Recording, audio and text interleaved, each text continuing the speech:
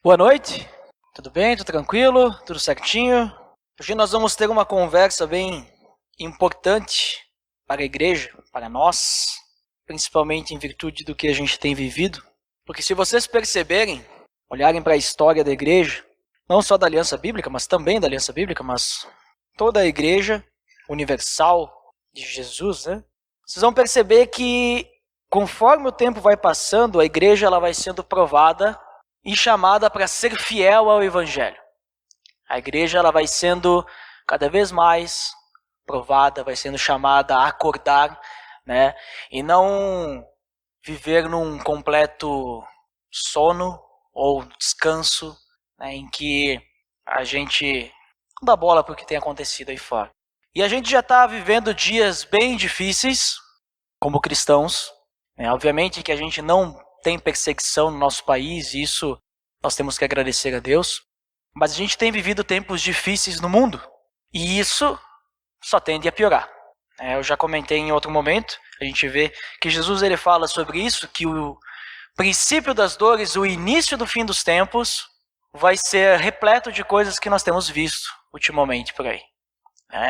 O amor esfriando, os filhos se voltando contra os pais se voltando contra os filhos, guerras, nações contra nações, e tudo que a gente tem percebido, né?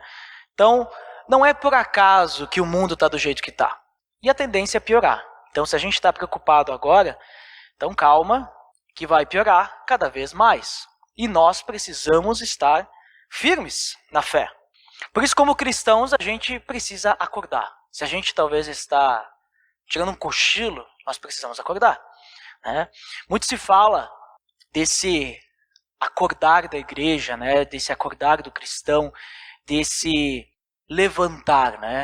E em diversos momentos da história aconteceram. O mais famoso que a gente conhece é a própria Reforma Protestante, que aconteceu há 500 anos atrás, se eu não estiver com as minhas contas erradas. Mas o que aconteceu naquela época? As pessoas estavam, digamos assim, vivendo uma religiosidade, e alguém chegou lá e disse, peraí, tá tudo errado. A gente está comprando lugar no céu, a gente está vivendo uma vida que não condiz com a Bíblia. E aí então teve esse acordar, E várias vezes na história aconteceu isso. Então a gente tem vivido tempos difíceis em que a gente não pode ficar parado. A gente não pode ficar numa zona de conforto. A gente não pode ficar aceitando tudo que o mundo está nos oferecendo para acalmar o nosso interior. A gente precisa ser exemplos como cristãos. Nós precisamos nos mexer. Nós precisamos ir adiante, continuar na caminhada. Porque senão a gente não vai mais nem evangelizar as pessoas. A gente não vai mais fazer a diferença. E existe uma carta na Bíblia chamada Hebreus, e o autor de Hebreus ele já percebia isso, essa dificuldade na vida das pessoas em querer se deixar levar por outras coisas que não a Bíblia para alimentar a sua própria vontade. Lá naquela época ele já percebia isso. A gente não sabe quem escreveu Hebreus, alguns dizem que foi uma pessoa, outros dizem que foi outra pessoa, não tem como saber porque é uma carta anônima. E não tem como a gente ter certeza quem escreveu essa carta. Mas a gente percebe quem eram os destinatários dessa carta. E uma parte desses destinatários eram pessoas que eles sofriam algum tipo de rejeição por causa da forma como eles estavam vivendo a sua fé em Cristo. Eram pessoas que viviam uma rejeição, uma perseguição, porque eram judeus que estavam vivendo agora o cristianismo. E outros judeus, eles ficavam olhando torto para essas pessoas. E essas pessoas, elas não conseguiam, se manter firmes, se manter fiéis.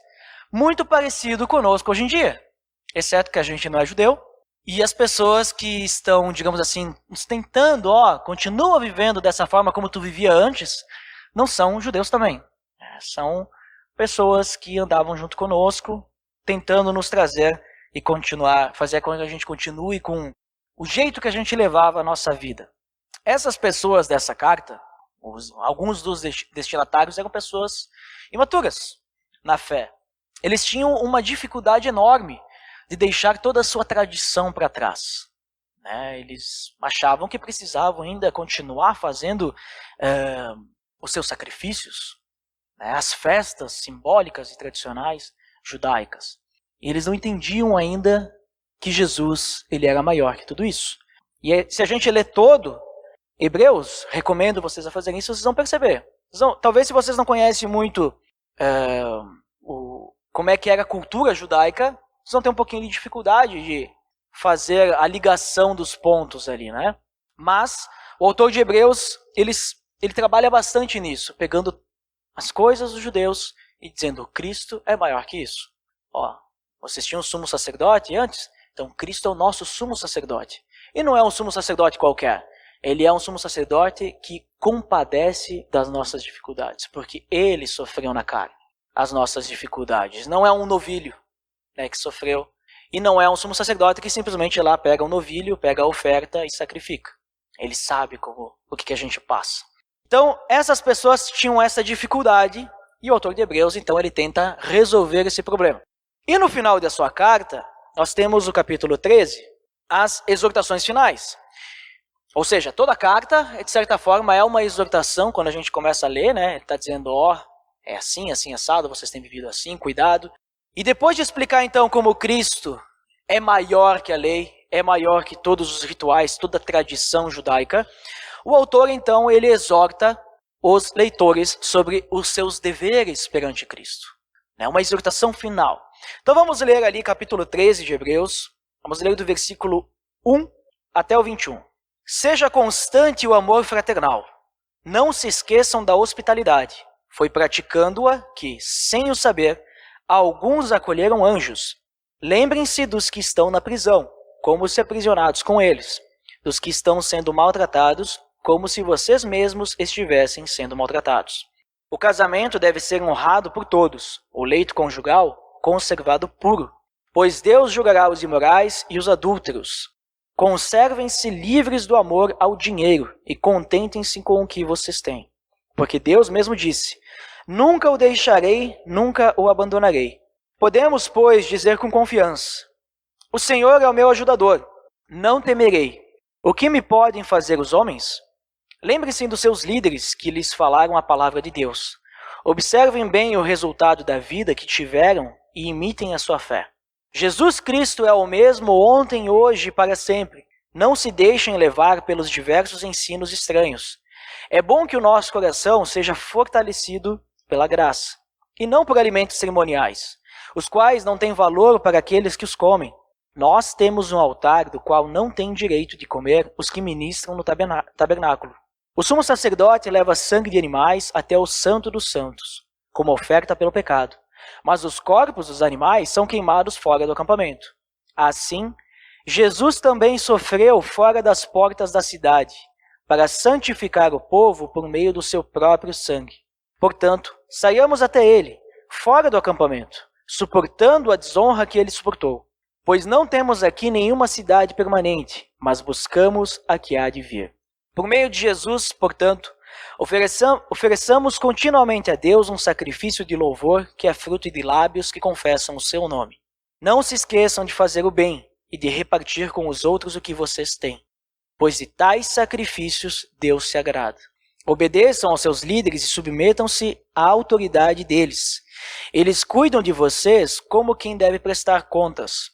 Obedeçam-lhes para que o trabalho deles seja uma alegria e não um peso, pois isso não seria proveitoso para vocês. Orem por nós. Estamos certos de que temos consciência limpa e desejamos viver de maneira honrosa em tudo. Particularmente, recomendo-lhes que orem para que eu lhes seja restituído em breve. O Deus da paz, que pelo sangue da aliança eterna trouxe de volta dentre os mortos o nosso Senhor Jesus, o grande pastor das ovelhas, os aperfeiçoe em todo o bem para fazerem a vontade dele, e opere em nós o que lhe é agradável, mediante Jesus Cristo, a quem seja glória para todo sempre. Amém. Vamos orar? Senhor Deus, em nome do teu Filho Jesus, nós te agradecemos, porque hoje nós podemos ler essa carta. Essa carta que tem muito a nos dizer, pelo menos nesse trecho, Deus, nessa noite, pode nos ajudar muito a podermos viver de forma semelhante a Cristo. Por isso, Deus, que o Teu Espírito Santo nos ajude a entender o que o Senhor quer nos mostrar hoje. Nos mostre a Tua vontade, Deus, e nos ajude a entender como podemos prosseguir diariamente para crescermos em maturidade todos juntos, em nome de Teu Filho Jesus. Amém. A igreja de Cristo, ela precisa acordar para essas coisas que nós lemos aqui. A gente não pode ficar inerte, parado. A gente não pode deixar esfriar a chama do Espírito Santo em nossos corações. Nós precisamos refletir sobre essas questões. Eu escuto muito falar sobre a igreja tal é quente, a igreja tal é fria. Né? Às vezes as pessoas vêm nos visitar aqui na Aliança e dizem que a Aliança é uma igreja fria. Mas o que as pessoas utilizam para saber se é quente ou frio é as pessoas no momento do louvor. Não, porque as pessoas aqui não levantam as mãos, elas não pulam, elas não correm de um lado para o outro, elas não se ajoelham, elas não começam a falar coisas estranhas. Então é uma igreja fria. E aqui está frio mesmo, porque é inverno. Mas não é assim que funciona uma igreja fria. Não é disso que a palavra fala quando diz frio ou quente. Uma igreja fria é uma igreja que não faz isso que a gente acabou de ler. Uma igreja quente é que aplica isso. Essa que é a diferença. Fazer o fogo cair do céu aqui dentro não é ser igreja quente. Fazer as pessoas pularem não vai fazer diferença para Deus. Talvez, se alguém quiser, pode fazer. Mas o que importa é o que está dentro do coração. O que importa é a chama do Espírito Santo ardendo no nosso coração. É isso que importa. Querem ver o que realmente é quente para Deus? Vamos abrir lá em Apocalipse, depois a gente volta em Hebreus. Vamos continuar em Hebreus.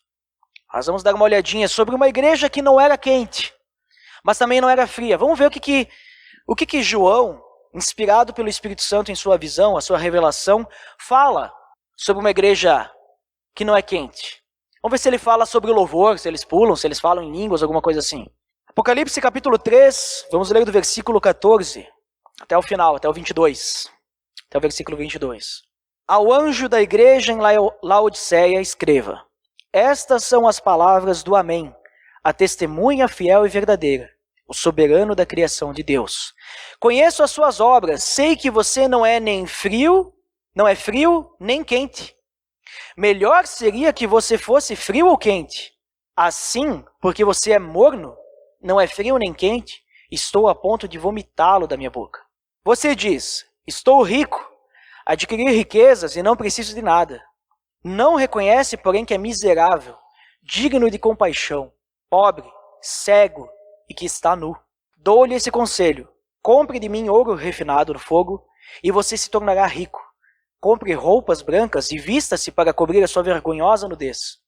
E compre colírio para ungir os seus olhos e poder enxergar. Repreendo e disciplino aqueles que eu amo. Por isso, seja diligente e arrependa-se. Eis que estou à porta e bato. Se alguém ouvir a minha voz e abrir a porta, entrarei e cearei com ele e ele comigo.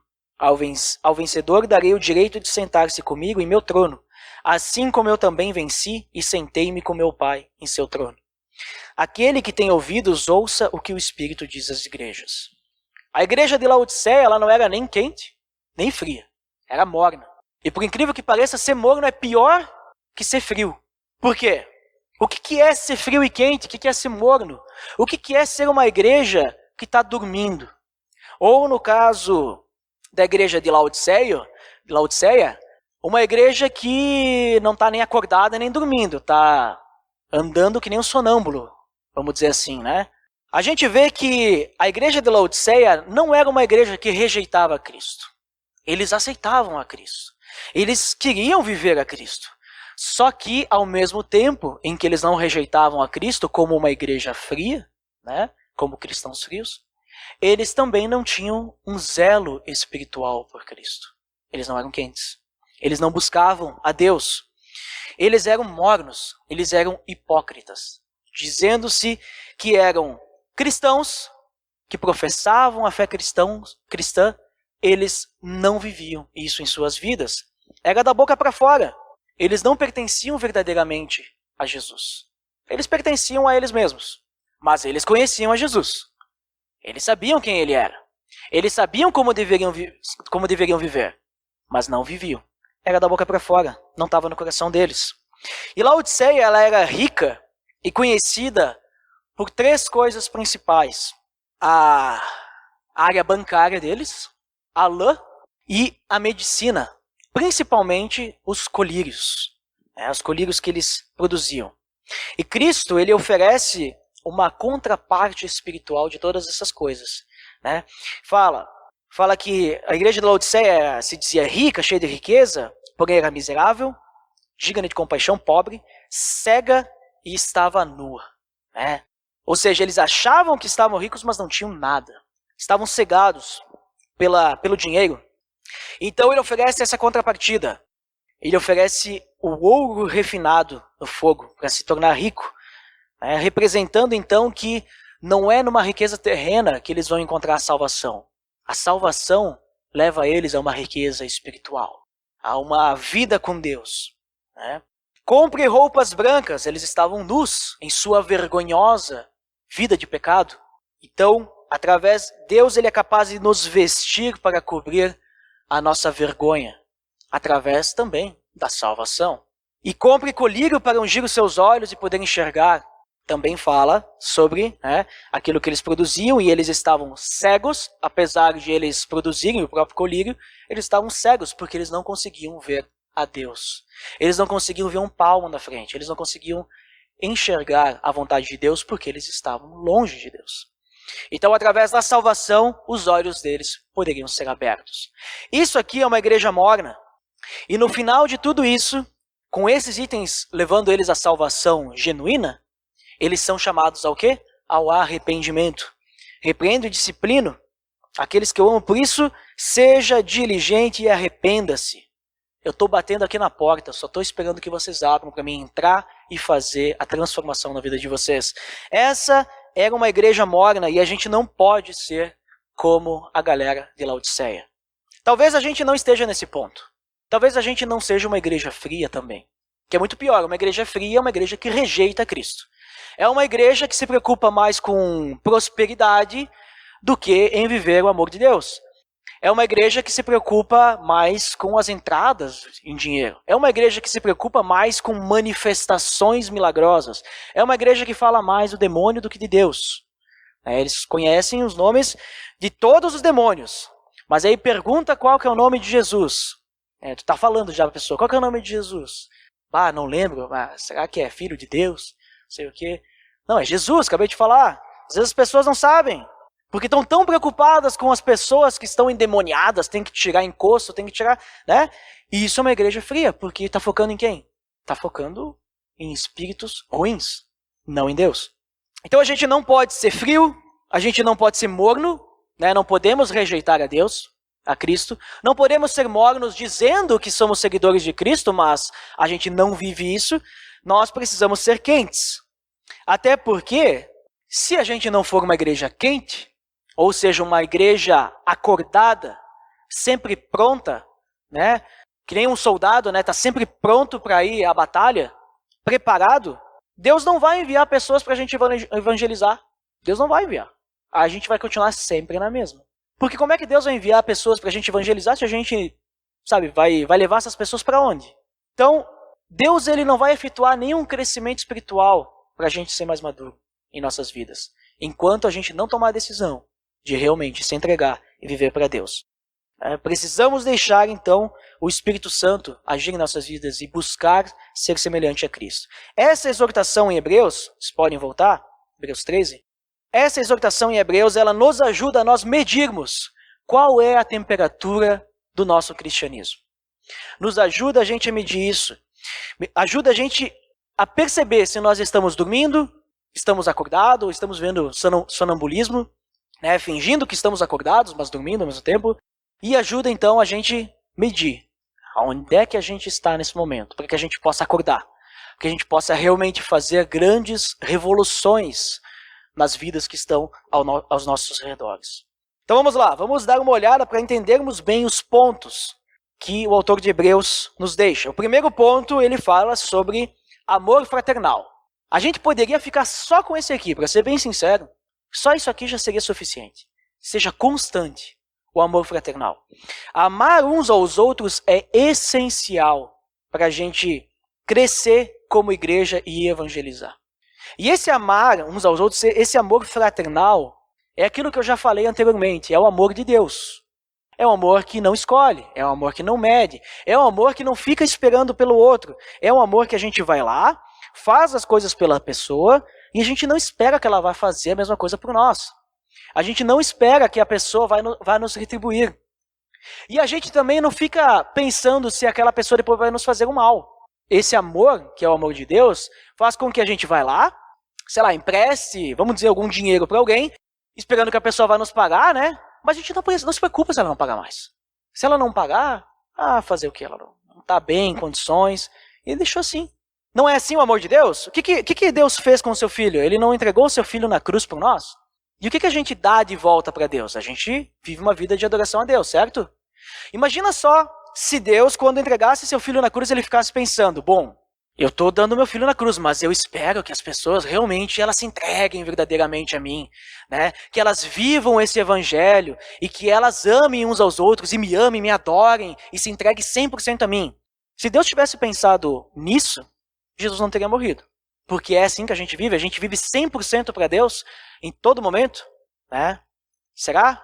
João diz que se a gente diz que a gente é assim, a gente é mentiroso.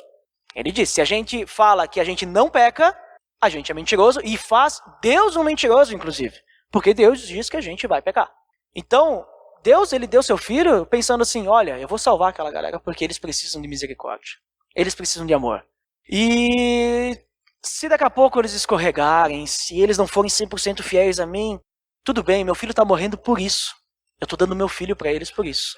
Percebem o que é o amor de Deus? O amor de Deus é um amor que não se importa com o que vai vir de volta. Não se importa quando a gente passa por uma dificuldade e às vezes a gente culpa Deus de um problema que nós mesmos causamos. Então, esse amor fraternal é o amor de Deus que a gente tem que ter uns pelos outros. Realmente não esperar nada uns dos outros. Tem que fluir, tem que ser automático. E esse amor, então, primeiro ponto, esse amor vai nos ajudar a proclamar o nome de Cristo. Vai nos ajudar, então, a esquentar as pessoas ao nosso redor. Segundo ponto, ele fala sobre a hospitalidade. Então, praticar a hospitalidade nos leva a uma atitude de servir com tudo o que a gente tem. Pare e pense um pouquinho sobre a sua casa. Normalmente, talvez não seja todo mundo, mas normalmente, a casa das pessoas é o refúgio dela. É a sua fortaleza, é o lugar que ela se sente confortável, é o lugar que ela se sente à vontade. Às vezes, quando a gente está na casa dos outros, a gente não se sente como se estivesse em casa. Não é a mesma coisa. Mas na nossa casa, nós estamos confortáveis. E abrir a porta da nossa casa para alguém é a mesma coisa que convidar a pessoa a entrar na nossa intimidade. Conhecer como que é a minha casa. Conhecer como eu ajo quando eu estou em casa. A gente receber pessoas em nossas casas, a gente está se dispondo a deixar aquelas pessoas fazerem parte da nossa vida, pelo menos naquele momento. Então é algo, digamos assim, que a gente precisa se abrir. Nós precisamos receber as pessoas. E ser hospitaleiro é receber as pessoas bem. E a hospitalidade, ela provoca coisas interessantes na vida das pessoas. Vocês viram, acho que foi semana passada ou retrasada, o Jairo falou aí sobre a viagem dele que ele fez para Santos. Ele não está aqui agora. Ele está em Caxias. As pessoas estão sendo hospitaleiras com ele em Caxias agora. Mas ele foi para Santos lá visitar, ele passou uma semana lá, e vocês viram como é que ele falou sobre Santos? Ele está falando até hoje sobre Santos, de tão bem que as pessoas receberam ele lá. Diz que a pessoa que recebeu ele na casa dele, deu a chave para ele e disse, a gente tem que trabalhar e tal, faz o que tu quer. Ele chamou um monte de gente da igreja para se reunir lá e tal, a casa nem era dele, sabe? Ele falou para nós isso daí, ele chamou o pessoal da igreja lá para ir na casa que nem era dele. E o pessoal que estava recebendo ele lá disse, não, fica à vontade, quiser chamar alguém aí, chama e tal. Eles disseram que pode, então ele chamou mesmo. E aquilo impactou ele. E a gente está em tempo aí que alguns meses vai ter a Bienal. E nós vamos poder participar disso, ter essa experiência de sermos hospitaleiros. Então já começa aqui, uma forma da gente poder proclamar o nome de Cristo é com a hospitalidade, nós podermos receber bem as pessoas. Não se preocupar com a nossa vontade, mas se preocupar se a pessoa está sendo bem recebida. Se preocupar se a pessoa que está na nossa casa está se sentindo bem. E a gente nunca sabe se qual que vai ser a extensão do nosso ato de bondade. Quando a gente vê aqui, ele comenta que alguns, sem saber, acolheram anjos. Né? Ele está citando aqui alguns exemplos como Abraão e Sara, Ló, Gideão, Manoá, que eles receberam pessoas estranhas, que eles não conheciam, abriram a porta da sua casa ou da sua tenda, serviram alimento para essas pessoas, deixaram aquelas pessoas, e essas pessoas eram mensageiros de Deus, eram anjos. Né? Então olha só, não estou dizendo que daqui a pouco vai vir um anjo na sua casa com asinha e tal, como a gente vê na TV.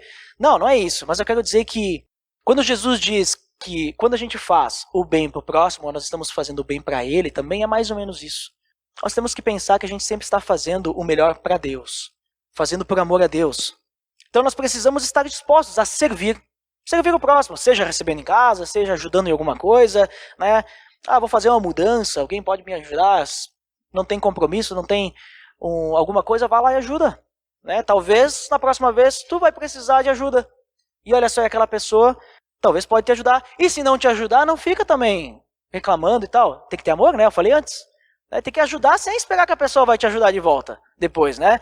Aí tu liga a pessoa, mas eu te ajudei aquela vez. Não, isso está errado. Não temos que fazer as coisas esperando que depois vamos precisar. Mas quem sabe, né? Algum dia tu pode precisar, e se a gente, todos nós, formos fiéis a Deus, servindo uns aos outros, a gente com certeza vai receber. Talvez de alguém que a gente nunca ajudou também, né? Então, a hospitalidade, o servir, vai nos ajudar a proclamar o nome de Jesus. Outro ponto, nós devemos carregar os fardos uns dos outros. Ele fala aqui sobre a prisão. Precisamos nos ter uma empatia com quem está em prisão, com aquele que está sendo maltratado, como se nós mesmos estivéssemos em prisão, como se nós mesmos estivéssemos sendo maltratados. Nós precisamos carregar as dores, os fardos uns dos outros. Nós precisamos se identificar com o sofrimento uns dos outros. Como é que a gente faz isso? Porque Cristo ele se identificou conosco, né? Tanto é que em Hebreus, se a gente ler, a gente vai ler isso aí. Cristo se identificou conosco, que ele sofreu. A gente consegue isso através da unidade, o relacionamento. Até a gente estava conversando antes sobre relacionamento. Hoje em dia é tão difícil, parece que a gente, às vezes, é tão mais tranquilo ficar na nossa zona de conforto. Né? E muitas vezes tem pessoas que estão fazendo o máximo para se relacionar e estão muito ocupadas, mas mesmo assim vão lá e se relacionam. E às vezes a gente fica na nossa zona de conforto. Sabe o que é? Eu tô tão cansado. Né? Eu vou passar aqui o domingo, que nem o Edgar falou, né? Passar o domingo na frente da televisão, passando lá, sei lá, série, ou filme, ou jogo de futebol. Faz um jejum de televisão e visita alguém, não sei. Né? Vai escutar. Mas aí quando eu vou na casa da pessoa, ela sempre fica falando dos problemas dela. Não aguento mais isso. Todo célula aquela pessoa está falando do seu problema. Toda vez que eu visito elas é um problema, é só reclamação. Talvez a gente precise andar mais junto, se ajudar, resolver o problema. Vamos tentar, de alguma forma, orar por isso, se ajudar, ler a palavra. Como é que a gente pode resolver aquilo? Nós temos que carregar os fardos e as dores uns dos outros. Né? E se a gente não puder ir até a pessoa, ajudar, nós precisamos nos sentir também assim, preocupados, orando por aquela pessoa. É isso que Jesus fala também. Chorem com aqueles que choram. Se entristeçam com aqueles que estão tristes. Alegrem-se com os que se alegram. Então essa unidade no sofrimento, até mesmo no sofrimento, não é só alegria. No sofrimento também vai nos ajudar a proclamar o nome de Jesus. Pensem só, o testemunho que a gente dá como igreja, quando a igreja toda se reúne em prol de alguma coisa. Vocês estão já fazendo o termômetro de vocês? Porque quando eu analiso assim, algumas coisas aqui, já até esse ponto, eu percebo que nós como aliança nós não estamos mal. Né? Eu tenho visto, às vezes a gente fica falando de milagre, né, que não acontecem milagres, né? Mas eu tenho visto acontecer muitos milagres aqui dentro. Nos últimos anos, nossa, é que a gente não analisa as coisas boas, a gente só analisa as coisas ruins. Mas tem acontecido milagre aqui. A gente tem sido unido em dificuldades. Nós passamos por momentos difíceis recentemente com membros aqui dentro e as pessoas se unem. As pessoas oram umas pelas outras, as pessoas se ajudam financeiramente. Então, pelo que eu tenho percebido até aqui, nós estamos no caminho. E precisamos continuar cada vez mais no caminho. Talvez a gente não pode, que nem eu disse, entrar numa zona de conforto, achar que está legal e parar. Não, temos que melhorar cada vez mais. Logo adiante, ele fala sobre casamento. Nós devemos ser fiéis dentro do casamento. O casamento deve ser honrado por todos. O leito conjugal conservado puro, pois Deus julgará os imorais e os adúlteros. As relações sexuais fora do casamento são uma afronta a Deus. Tanto antes quanto depois de casado, fazer relações fora é uma afronta a Deus. Nós temos que ser fiéis ao nosso cônjuge, ou futuro cônjuge. Nós precisamos ser fiéis, porque se a gente não souber esperar, se a gente não souber ser fiel ao nosso cônjuge, como é que a gente vai ser fiel a Deus? João, ele fala em 1 João, que se a gente não ama o nosso próximo, nós não temos como amar a Deus. Falamos já sobre amor, por isso que eu digo, tudo se resume ao amor. Uma falta de fidelidade é falta de amor. Se a gente ama a pessoa, a gente é fiel. Então, fidelidade é essencial também para nós como cristãos. Fidelidade uns aos outros. Fidelidade no casamento. Fidelidade a Deus. E essa fidelidade também vai nos ajudar a proclamarmos o nome de Jesus para as pessoas ao nosso redor. Nós precisamos ser fiéis à palavra de Deus também. Continuando, outro ponto que ele vai comentar é sobre dinheiro. Conservem-se livres do amor ao dinheiro e contentem-se com o que vocês têm. Nós devemos amar a Deus, não o dinheiro. Deus tem que ser primeiro lugar. A ganância, ela afasta as pessoas de Deus. Afasta as pessoas umas das outras. Tem gente que mata por causa de dinheiro. E não estou falando de criminosos, bandidos, que assaltam ou sequestram, uma coisa assim. Estou falando entre família muitas vezes. Tem gente para ganhar herança, mata pai, mata avô, sabe? A gente não vê isso aí por aí? Isso é ganância, quer ter mais dinheiro. Tem pessoas que passam a perna em outras pessoas para ganhar mais dinheiro. Isso afasta as pessoas, corta relacionamentos, destrói vidas. Nós podemos confiar em Deus. Deus diz que nunca vai nos abandonar. Deus diz que a gente tem que confiar nele. A gente precisa confiar em Deus. Eu não estou falando que a gente não pode trabalhar, que a gente não pode ganhar dinheiro. Nós precisamos, obviamente. E o trabalho, inclusive, é um bom ambiente para a gente demonstrar essa nossa fidelidade a Deus, demonstrar o amor ao próximo, porque muitas vezes no nosso trabalho a gente passa por situações complicadas, que a gente precisa de paciência. São pessoas que não são cristãs, às vezes, a gente precisa amá-las também. Então, é um bom local para a gente exercer a nossa fé. E testar também o termômetro, se a gente está sendo quente, ou frio, ou morno no nosso trabalho. Mas a gente não pode colocar o dinheiro acima de tudo. Muitas vezes, deixar Deus de lado. Nós temos que depender de Deus, e essa dependência de Deus vai também nos ajudar a proclamar o nome de Jesus. Essa dependência de Deus vai nos ajudar a mostrar para as pessoas que nós podemos depender de Deus e Ele não vai nos deixar. Outro ponto que a gente percebe nesse texto, sobre o exemplo dos líderes. Lembre-se dos seus líderes que lhes falaram a palavra de Deus. Observem bem o resultado da vida que tiveram e imitem a sua fé. Esse texto vai falar 2 vezes sobre os líderes. Nesse primeiro momento, diz que a gente tem que seguir o exemplo dos líderes. E eu entendo que aqui a exortação ela é mais para os líderes. Então você que é líder de alguma célula, líder na igreja, líder de algum ministério, líder na sua casa, porque querendo ou não, o homem é o líder da casa. É líder também, é o cabeça. Então você que é líder, as pessoas, lembre-se sempre que as pessoas, elas devem te olhar como exemplo. E se as pessoas devem te olhar como exemplo, quer dizer que vocês precisam ser exemplo. Nós precisamos, em primeiro lugar, buscar a Jesus Cristo. Buscar sermos semelhantes a Cristo. Porque se nós não buscarmos, os outros também não vão buscar. Se nós não fizermos primeiro, os outros também não vão fazer. Olha só o que ele fala. Lembre-se dos seus líderes que lhe falaram a palavra de Deus. Os líderes são aqueles que vão na frente, são aqueles que falaram a palavra de Deus. As pessoas que são autoridades espirituais em nossas vidas. Observem bem o resultado da vida que tiveram e imitem sua fé.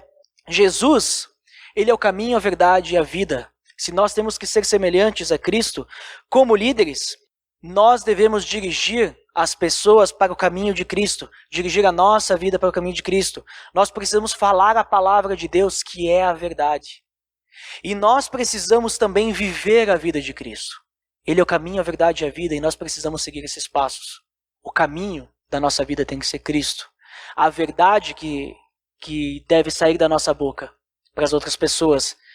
E a vida de Cristo tem que ser a nossa vida. nós precisamos ser exemplos. Nós, através disso, através do ensino da palavra, através do viver a verdade e direcionar para o caminho, nós vamos estabelecer um modelo, um exemplo de fé que o povo deve seguir. E não só o autor de Hebreus fala bastante sobre liderança, mas Paulo também fala em suas cartas pastorais. Ele fala para Tito, quem está anotando, Tito capítulo 1, do 6 em diante, diz que o presbítero ou o líder, eu gosto também de dizer para qualquer líder, e talvez até todo homem, todo cristão deve ser irrepreensível, marido de uma só mulher e tudo mais. Essa pessoa, ela não pode, por ser irrepreensível, não pode ser orgulhosa, não pode ser briguenta, não pode ser apegada ao vinho, não violenta, nem ávida por lucro desonesto, mas, ao contrário, tem que ser hospitaleiro, amigo do bem, sensato, justo, consagrado, ter domínio próprio, se apegar firmemente à mensagem fiel. O que essa pessoa fala tem que ser bíblico, não achismo. Da maneira como foi ensinada, para que seja capaz de encorajar outros pela sua doutrina e de refutar os que se opõem a ela. E esse líder tem que ter muito cuidado, porque pois há muitos insubordinados que não passam de faladores enganadores, especialmente os do grupo da circuncisão. É necessário que eles sejam silenciados, pois estão arruinando famílias inteiras, ensinando coisas que não devem e tudo por ganância. Aqui está falando dos judeus, mas na nossa vida a gente percebe muitas pessoas que não fazem críticas construtivas, fazem críticas destrutivas, que em vez de ajudar a igreja para frente, querem que a igreja vá para trás. Os líderes têm a responsabilidade, inclusive, de cuidar dessas pessoas. E 2 Timóteo, Paulo também fala como que tem que ser, capítulo 2, versículo 15 em diante, diz que o líder ele tem que ser apresentado a Deus como aprovado. Tem que ser alguém que é aprovado. Não ter o que se envergonhar e que maneja corretamente a palavra de Deus. Nós, líderes, temos que viver dessa forma. Se você não tem um ministério, não é líder de alguma coisa, você é líder da sua casa. Você também tem essa responsabilidade de dar a direção para a sua família. Se a sua família não vai para o caminho de Deus, olha, eu acredito firmemente pela palavra que você será cobrado. Porque é papel do marido dar a direção para a sua família. Ele é o líder da casa. Então, muito cuidado, porque isso é um dos pontos também para que a gente possa proclamar o nome de Jesus, uma liderança fiel a Cristo, não uma liderança qualquer. Eu vou falar mais sobre liderança adiante, mas nos versículos 8 e 9, ele vai falar sobre que Jesus é o mesmo. Deus, ele é imutável, ele não muda. Ele é o mesmo ontem, hoje e sempre. Por isso que a gente não pode se deixar levar por ensinos estranhos. Nós temos que ser fortalecidos pela graça, não por alimentos cerimoniais. A questão que ele está trabalhando aqui é que a gente não tem que seguir ensinamentos que são contrários à Bíblia. Práticas, aqui no caso judaicas, elas foram cumpridas em Cristo e elas não precisam mais ser vistas. Eu vou falar por mim que eu venho de uma tradição católica, de uma família católica. Então eu não venho de uma família judaica, de tradição judaica. E no catolicismo, a gente tem várias práticas também, né? A gente precisa, no momento que a gente reconhece que Jesus ele cumpriu tudo isso, deixar essas práticas de lado. O que isso significa? No caso do judaísmo, quer dizer que a gente não precisa mais fazer todas aquelas festas para lembrar de Deus. A gente precisa da Bíblia para lembrar de Deus. A gente precisa de uns aos outros. A gente não precisa mais fazer sinal da cruz quando passa na frente de uma capelinha, de uma igreja. A gente não precisa mais, sei lá, tantas práticas que não vão nos aproximar de Deus. O que nos aproxima de Deus é a vida com Cristo. Mas então não tem algum problema, por exemplo, se a gente quiser fazer na época de Páscoa, nós fazermos uma grande ceia e usarmos pães sem fermento? Por causa que tinha a festa dos pães asmos, né, pães sem fermento, que eles faziam na época da Páscoa, Jesus fez assim sua ceia? Depende. Se o teu objetivo for fazer aquela festa judaica, né, repetir aquilo lá que representava a saída do Egito e tudo mais, é um problema, por causa que a tua fé está onde? Está na saída do Egito? Agora, se você quer imitar, repetir, de uma forma a homenagear, mas não é a palavra homenagear, mas relembrar, né, a noite em que Cristo partiu o pão com os seus discípulos e usar o mesmo ou aproximados, elementos aproximados do que eles usaram pão sem fermento, por causa que eles fizeram isso naquele momento da Páscoa e relembraram o sacrifício de Cristo, ao fazermos isso, né, nos identificarmos com ele, não vejo problema. Qual que é o foco ali? O foco ali é celebrarmos a Cristo e não uma saída do Egito. Estão entendendo? A gente tem que se apegar a Jesus, a palavra, e não a tradições, a sacrifícios e todo esse tipo de coisa que ele comenta ali e também nos próximos versículos. Então, nesse ponto aqui, nós temos que ser fiéis à palavra, porque a fidelidade à palavra vai nos ajudar a proclamar o nome de Jesus. Logo a seguir, então, ele vai falar sobre os sacrifícios. Mas os sacrifícios em que sentido? Para adorarmos a Deus, nós precisamos fazer os sacrifícios. Para adorarmos a Deus, nós precisamos fazer as festas, precisamos consagrar, precisamos ungir isso, precisamos ungir aquilo, porque senão a gente não vai adorar. Para adorarmos a Deus, nós precisamos ir até tal lugar. Não é mais assim que funciona. Cristo, ele cumpriu todos os sacrifícios da lei. Cristo, ele cumpriu tudo o que tinha lá. Agora, o que agrada a Deus são louvores, um coração quebrantado e servir uns aos outros em amor. Ou seja, o que agrada a Deus é amar a Deus e amar ao próximo. Em resumo, né? Louvores, um coração verdadeiro, um coração quebrantado com o amor de Deus e servir uns aos outros. E a realidade é que sem ter o amor de Deus em nossas vidas, nós não conseguimos nem amar o próximo, né? Então, que dirá louvar a Deus? Oferecer, né, um sacrifício, que não é um sacrifício. É um sacrifício da nossa carne, ligar a nós mesmos, mas uma vez com o Espírito Santo ele nos ajuda. Mas eu já vou chegar lá. Então, é isso que ele comenta ali dos versículos 10 até o 16. Nós precisamos fazer o bem ao próximo, repartir uns com os outros. É através de Cristo que nós oferecemos, então, esse sacrifício, porque Ele se sacrificou por nós, louvando a Ele, professando com a nossa boca, com os nossos lábios, que somos gratos a Ele. É isso que agrada a Deus. Né? Uma vida de sacrifícios não agrada mais a Deus. Então, o que importa é o que está no nosso coração, o que a gente faz em nome de Jesus. Uma vida de adoração, então, é o que vai nos ajudar a proclamar o nome de Jesus. Uma vida de adoração. Deus, ele está esperando os verdadeiros adoradores que adoram em espírito e em verdade. E nós podemos ser essas pessoas. Diariamente. Não num dia, não num local. Não fazendo alguma prática, mas diariamente, amando o próximo, louvando a Deus, sendo semelhante a Cristo. E o último ponto, novamente sobre liderança, que eu comentei. Obedeçam aos seus líderes e submetam-se à autoridade deles. Eles cuidam de vocês como quem deve prestar contas. Lembra que eu falei sobre prestação de contas? Obedeçam-lhes para que o trabalho deles seja uma alegria e não um peso, pois isso não seria proveitoso para vocês. Assim como o líder tem que ser exemplo, porque ele tem essa responsabilidade, os seguidores desse líder devem ser obedientes. Devem obedecer para que o trabalho do líder seja mais tranquilo, seja uma alegria. Temos que obedecer aos nossos líderes, às nossas autoridades espirituais, porque isso também é agradar a Deus. Isso também é amar a Deus. E eu estou dizendo que a gente tem que obedecer, obviamente, uma liderança bíblica. Uma liderança que é baseada na palavra. Se a gente escuta a heresia, né, de uma pessoa, essas heresias não devem ser seguidas. Se a gente escutar de um líder que a gente tem que sair por aí sonegar imposto, muito cuidado. Se a gente tem que sair aí matando as pessoas, muito cuidado. Matando em pensamento não tem problema. Tem problema sim, sabe? Porque isso não está na Bíblia. Jesus fala que só de nós pensarmos na coisa do próximo, de certa forma nós já estamos roubando, nós estamos, né, cobiçando. Então, temos que seguir e ser obedientes à Bíblia e à autoridade das pessoas que estão acima de nós. Para isso também requer humildade, né? Muitas vezes porque a gente às vezes não conhece a palavra e alguém mais experiente que nós vai poder nos mostrar e nos explicar e às vezes a gente não quer aceitar.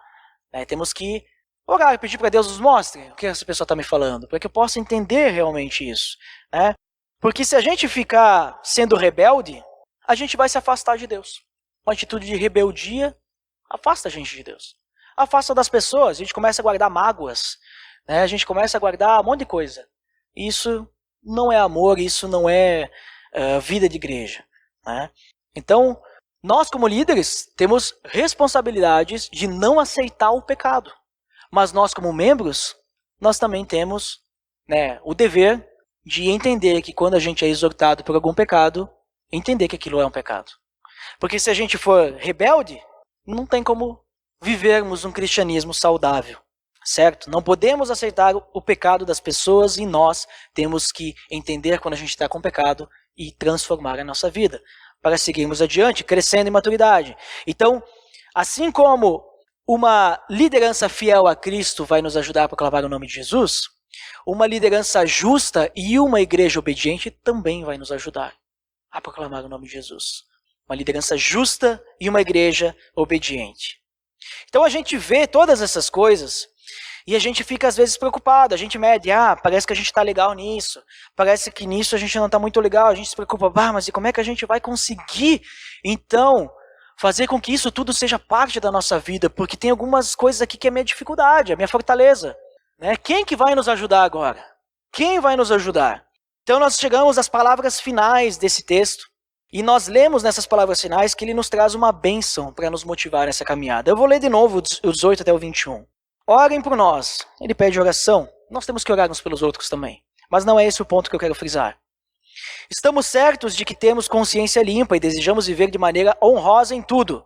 Nós, aqui da Aliança Bíblica, também queremos isso. Particularmente, recomendo-lhes que orem para que eu lhes seja restituído em breve. O Deus da paz, que pelo sangue da aliança eterna trouxe de volta dentre os mortos nosso Senhor Jesus, o grande pastor das ovelhas, os aperfeiçoe em todo o bem para fazerem a vontade dele, e opere em nós o que lhe é agradável, mediante Jesus Cristo, a quem seja glória para todos sempre. Amém. Cristo, ele ressuscitou e ele está entre nós para firmar essa nova aliança. Então nós podemos deixar qualquer prática da nossa velha vida para trás, deixar qualquer coisa que a gente vai ver aí de judaísmo, qualquer coisa, porque Cristo, ele tem uma aliança com Deus que foi firmada em seu sacrifício e ele fez essa aliança por nós, por cada um de nós. Então nós já sabemos que, diferente da igreja de Laodiceia que estava morna, nós já podemos ser cobertos, né, com a roupa que Deus pode nos dar. E através do seu sacrifício, Jesus pode nos dar essas riquezas, esse ouro que só Ele pode dar, um ouro que não tem como comprar aqui na terra. Também abrir os nossos olhos para vermos a sua vontade. Cristo, Ele vai nos dar a direção para onde que a gente tem que ir. Ele é o nosso quê? Grande pastor. Nós somos as ovelhas. Nós não sabemos o que fazer. Se nós quisermos fazer por nós mesmos, nós não vamos andar de acordo com isso. Nós precisamos que Jesus nos dê a direção. E Jesus, ele também pode nos aperfeiçoar para podermos fazer tudo isso que nós conversamos. Para fazermos a vontade dele. O grande pastor das ovelhas os aperfeiçoe em todo o bem para fazerem a vontade dele. E que ele opere em nós o que é agradável mediante Jesus Cristo. A ele seja toda a glória. Somente a Cristo. Não depende da gente de fazer as coisas, depende de nós só querer. Aceitar que Jesus, ele é realmente aquele que pode transformar a nossa vida. Aceitar e fazer isso ser parte da nossa vida. Que nem eu falei, esse texto aqui é o nosso termômetro. Agora é a nossa parte, é conosco. Nós temos que fazer a diferença agora. A gente pode ser só uma igreja que se reúne aqui, né? Pode ser só uma igreja que vai transformar a vida das pessoas. Ou melhor, pode ser só uma igreja que se reúne, ou a gente pode ser uma igreja que vai transformar a vida das pessoas, através do nosso exemplo, do nosso bom testemunho. A gente pode ser uma igreja fria, que não sabe para onde está indo. Pode ser uma igreja morna, que sabe para onde vai, mas não vai. Ou nós podemos ser uma igreja quente, realmente que sai da cadeira, que levanta do sofá, que acorda e diz, olha, agora eu tenho que viver realmente como alguém que é semelhante a Cristo. Eu tenho responsabilidades. Eu tenho deveres. E nós sabemos que depois a recompensa é maravilhosa, mas eu penso sempre assim, não pense na recompensa. Pense no amor que Deus tem te dado hoje. Não pense lá na frente, pense agora. O que Deus tem te feito, a graça que Ele tem, a glória dEle em sua vida. Pense nisso. Pense o quanto que Ele te proporciona diariamente. Reflete sobre como seria muito diferente se você não estivesse com Ele e estivesse vivendo a ira. Então que a gente possa, cada vez mais, deixar o Espírito Santo transformar a nossa vida. Que a gente possa refletir sobre isso, que o Espírito Santo possa chegar até os nossos corações para que Cristo seja glorificado e que no meio de tudo isso, a gente possa então proclamar o nome de Jesus. Amém? Vamos orar então? Vamos refletir um pouquinho sobre a nossa vida.